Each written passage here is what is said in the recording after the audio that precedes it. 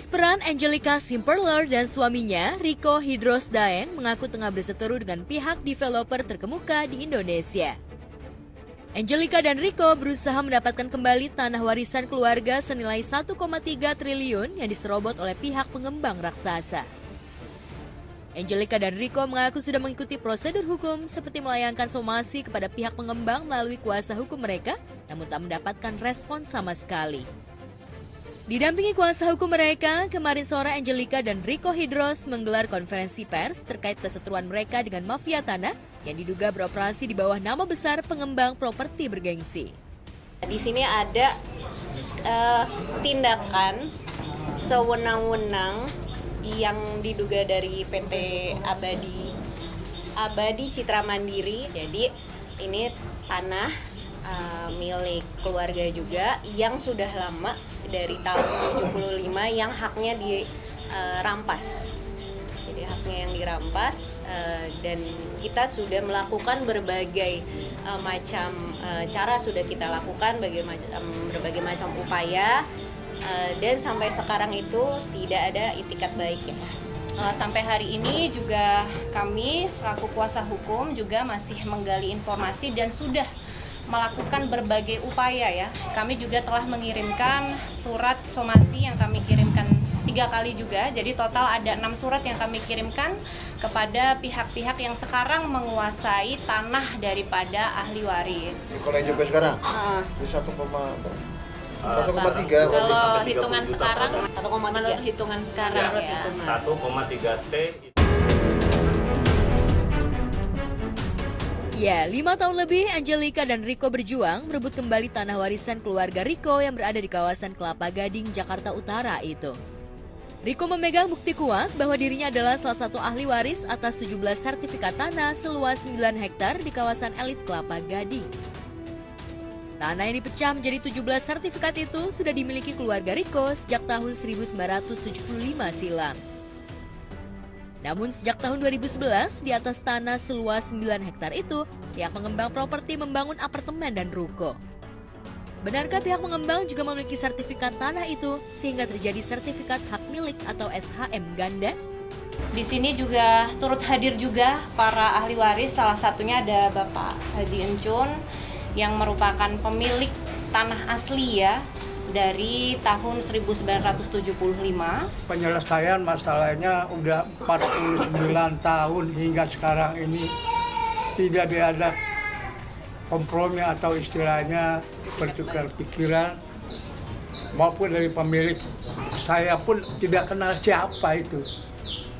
Saya nggak kenal pemiliknya. 49 tahun sampai detik ini belum ada klarifikasi permintaan apa yang sudah diambil oleh orang lain, ya sepeser atau kata-kata yang istilahnya satu kata atau 2 kata untuk bisa menyelesaikan ini, itu belum ada atau tidak ada sama sekali.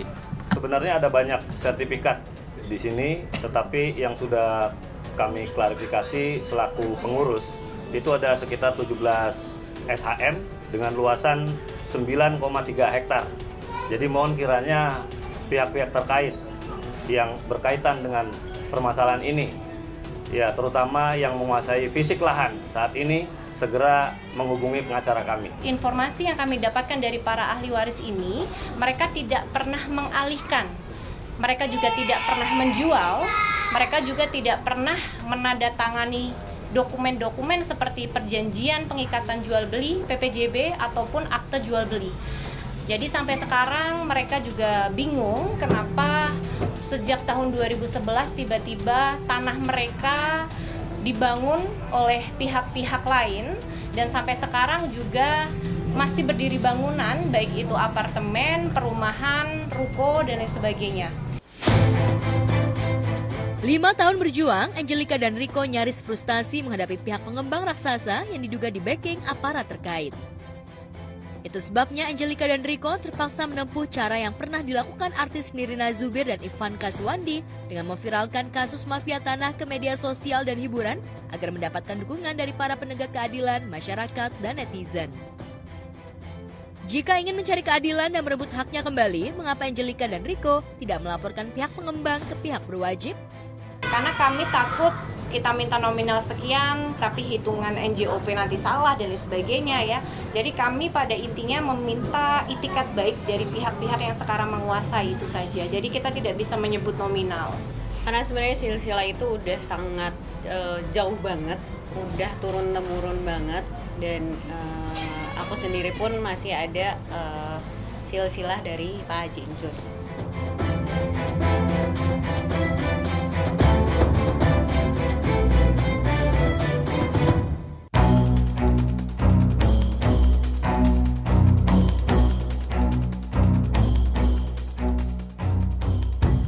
Jelang sidang cerai lanjutan di Pengadilan Agama Jakarta Pusat, Kimberly Rider bikin sebagian netizen geleng-geleng kepala.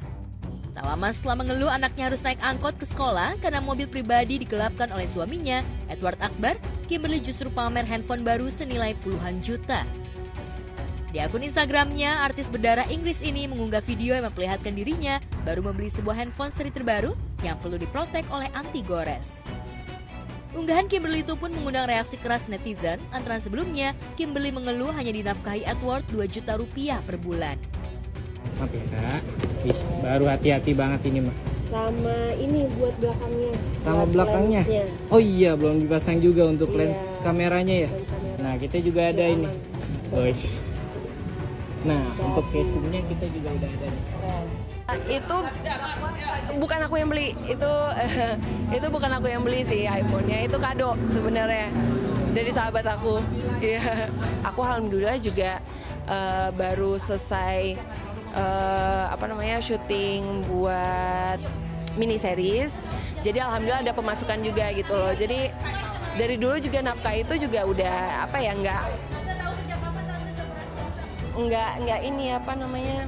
udah nggak ngaruh gitu loh, karena emang dari dulu juga aku mencukupi diri aku sendiri dan anak-anak juga. Dengan handphone baru, Kimberly melenggang ke Pengadilan Agama Jakarta Pusat untuk menghadiri sidang cerai melawan Edward Akbar. Dalam sidang yang beragendakan mendengarkan keterangan saksi dan bukti tambahan dari pihak Kimberly itu, Edward lagi-lagi tidak menampakkan batang hidungnya. Kabarnya, setelah eksepsinya ditolak majelis hakim, Edward terpukul hingga menyerahkan sepenuhnya kelanjutan sidang kepada kuasa hukumnya.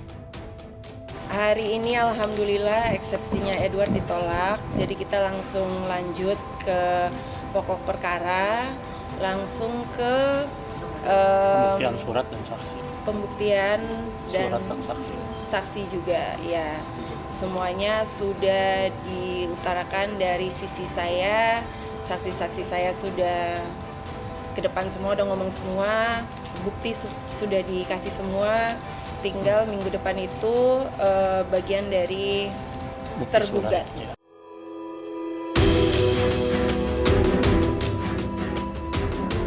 Terkait jalannya persidangan, Kimberly mengaku puas lantaran pernyataan ketiga saksi yang dibawanya menyudutkan posisi Edward. Selain menghadirkan Irvina Zainal dan Natasha Rider, ibu dan adik kandungnya, Kimberly juga menghadirkan ibu sambungnya yang sempat menetap di Bali dan mengetahui konflik rumah tangganya dengan Edward.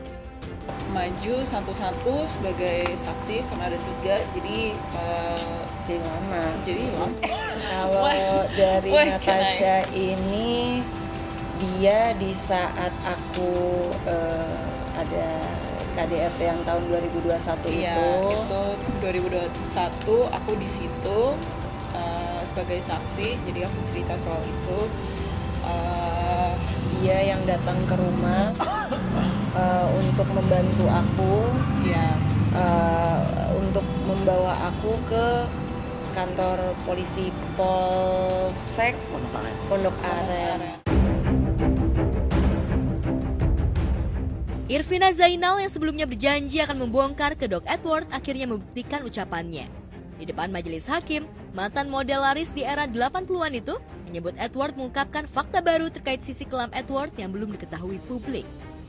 Gue udah bilang, yang kemarin gue udah pernah cerita di yang awal kan, Edward, tolong jaga anak gue baik-baik, jangan diapa-apakan, oke? Tapi yang didengar oleh Edward saat itu adalah jangan pernah selingkuh, dan makanya dari Ya. situ dia sangat Dia pernah.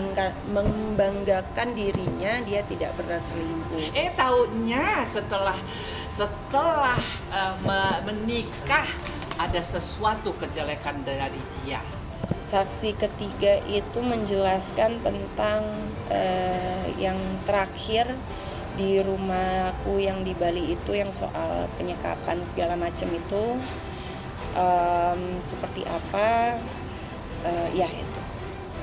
Jadi dikunci di dalam rumah bersama ya. Maka dari itu setelah adanya penguncian oleh saudara tergugat, jadi saudara penggugat ini kan akhirnya pindah domisili ke Jakarta.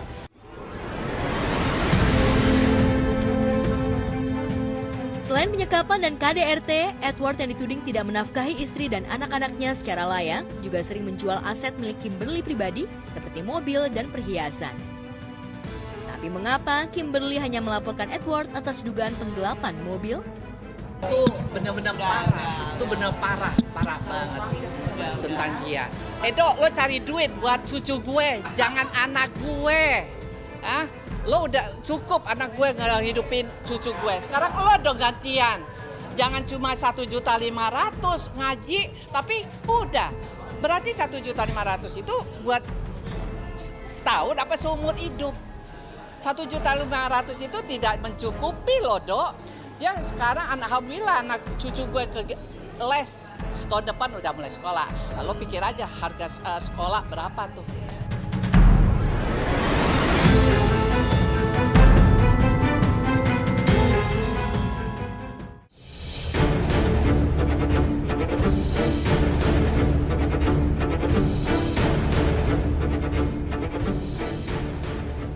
Putus dari pilot Ruli Amrullah, pedangdut Dewi Persik dijodoh-jodohkan netizen dengan ajudan Prabowo Subianto, Mayor Infanteri Teddy Indrawijaya.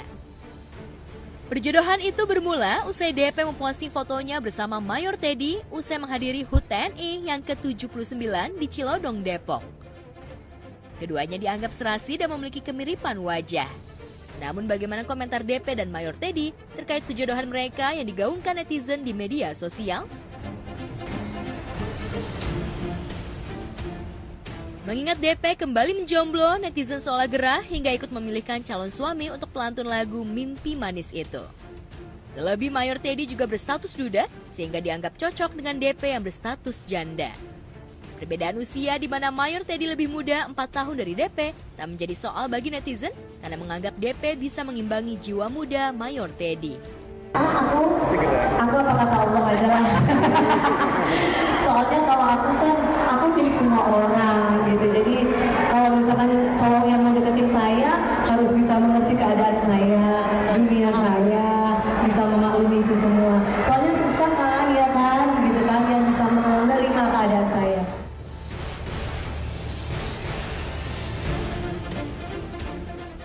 DP bukan artis pertama yang dijodoh-jodohkan netizen dengan Mayor Teddy.